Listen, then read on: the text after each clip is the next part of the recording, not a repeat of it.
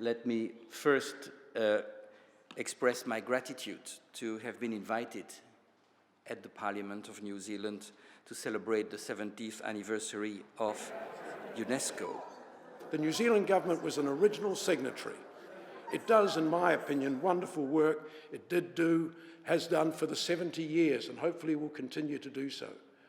Issues such as intercultural dialogue, the safeguarding of humanity's shared cultural heritage, disaster mitigation, education for sustainable development and global citizenship, and freedom of expression.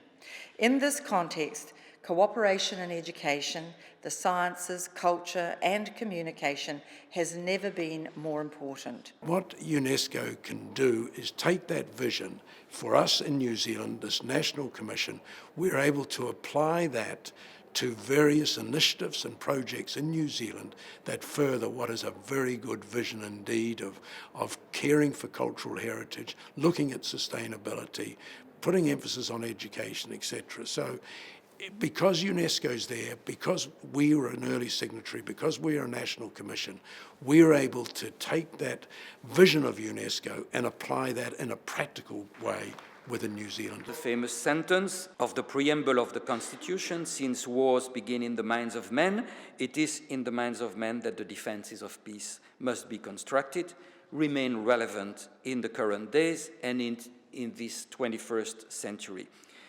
The intellectual challenge is to develop in the minds of us all the time when the forces of reasoning will overcome the reasoning for force.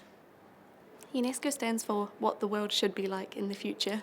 So it's looking at sustainable development and climate change and actively incorporating young people into policy and education. Small island developing nations have been incredibly important at UNESCO and their voice has been heard.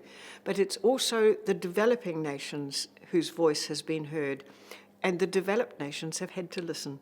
Okay, when we talk about New Zealand as a country that participates as an international citizen, punching above its weight, UNESCO is part of that tradition. UNESCO does internationally and in New Zealand and especially in the Pacific facilitate intercultural dialogue through many different aspects, whether through funding, whether through presenting with organizations, etc. It's about building that dialogue between people, between different cultures, and ensuring that people have a platform to communicate.